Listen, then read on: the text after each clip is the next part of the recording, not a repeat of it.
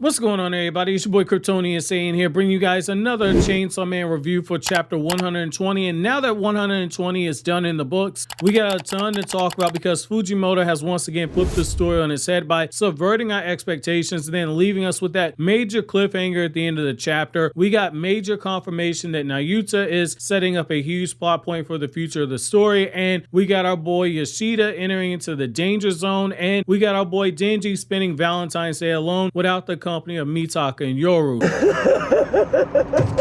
Just when you thought Chainsaw Man wasn't going to get any wilder than it already has, this chapter has done just that with all this setup. So with all that being said, let's back things up a bit and let's get into the review itself. The chapter opens up exactly where the last one left off, where Yoru has those control devil chains go right through her skull, and Fujimoto wastes no time letting us know that anyone who predicted that the control devil's powers would work on Yoru, despite Yoru being a horseman, they were absolutely correct, because Yoru begins to start barking on command for Nayuta while she's on her hands and her knees, and when Denji asks her, hey, why'd you turn my date into a dog, Nayuta flat out says that it's because she spit on her property, which, wow. Between Nayuta just outright laughing at Yoru, that line about her spitting on the property has me shook, and it should have you somewhat shook as well, because we're seeing the light and the darkness of Nayuta at work here. On one hand, when she says she spit on her property, it's clearly a reference to the last chapter, where Denji was swapping spit with Yoru,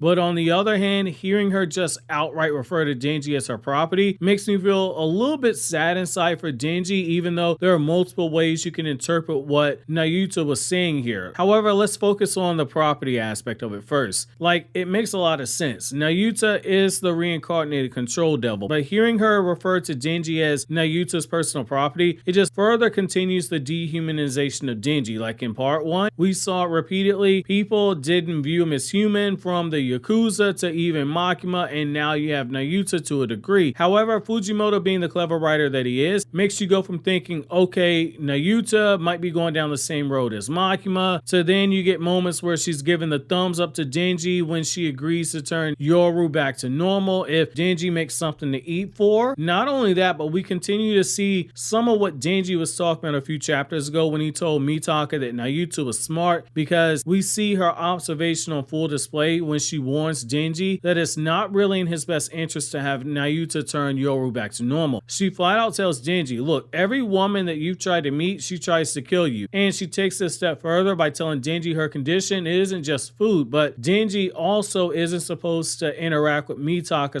/ Yoru ever again, with Nayuta flat out telling Denji that he doesn't smell correct, which is our first sign that Nayuta on some level is at least aware that Yoru is in there, even if she hasn't put all the dots together due to Nayuta being the reincarnated control devil. She at least knows something isn't right, and she knows that Yoru is a threat to Denji. While Denji does protest this at first, I think the more important thing is that Fujimoto in this moment showed us quite a few things. Number one, Nayuta is still a child. She's a blank canvas that can be dyed any color that somebody sees fit, but also she not only cares about Denji, but she cares enough about him to try protecting Denji from himself. And the way that Fujimoto does this is just downright genius, because he's taking several tropes and beliefs that exist in the real world, which is that children are so innocent that they can see things in a black and white fashion, basically the true intentions of someone, if they're good or they're evil. Adults tend to lose that innocence as they get older and view the world in a more complicated way, because adults understand that in this world there are a lot of shades of gray. Nayuta has both that child's instinct, but she also has shown that she has the intuition of a woman, and she has enough wisdom to go off of more than just her gut feeling, but instead use that gut feeling to make a logical decision in a very quick way. Nayuta, she isn't just adorable. She's also in this one chapter showing that she's got the makings to be a very good character. Now, the other thing here too is that we see more layers added to Nayuta, because she tells Denji that she's going to alter Yoru's memories to make her think that Denji stood her up. And the layers that we're getting here are that on some level, we're seeing that she might be a child, but she does have some of the tendencies of Makima still in there, which makes sense. She's even begun to start wearing her hair in a way that should remind you of Makima, but when you think, oh man, Denji might be in trouble, we get that panel where she's giving Denji the peace sign, and she just looks so adorable, you start thinking that Nayuta must be protected at all costs. True to her word, Nayuta alters Mitaka's memories, and when Mitaka begins speaking to Yoru, we get that dump of text that at first make you think that you're reading a Hunter x Hunter chapter, but what I like about Mitaka's 200-page rambling that we get here is that we see more of her personality. Both times she's gone into those long-winded speech bubbles, it's been when she's been uncomfortable or unsure. She turns into a chatterbox, something I can relate to. When I first meet someone for the first time, I either get nervous and I start rambling, or I get quiet and I try to read their intentions first. There is no in between. Mitaka is on some supreme copium when she tries to play it off like she isn't hurt by Denji not meeting her, and even Yoru's like, yeah, okay, you're full of cope right now. But the big thing here is that Mitaka and Yoru agree to go after another target, which is where our boy Yoshida shows up and asks Mitaka to keep him company right after she has a whole conversation with Yoru, and that's where the chapter ends off. Now, we have to start with the cliffhanger here. Is Yoru going to try and switch gears to Yoshida? It's possible. Has Yoru potentially gotten on Yoshida's radar? Maybe. Fujimoto did previously make us think that Yoshida had figured out that Mitaka was actually what she is, and that he had some 200 IQ plan only to flip it on our faces. So this could be a similar thing here, but the fact we have no idea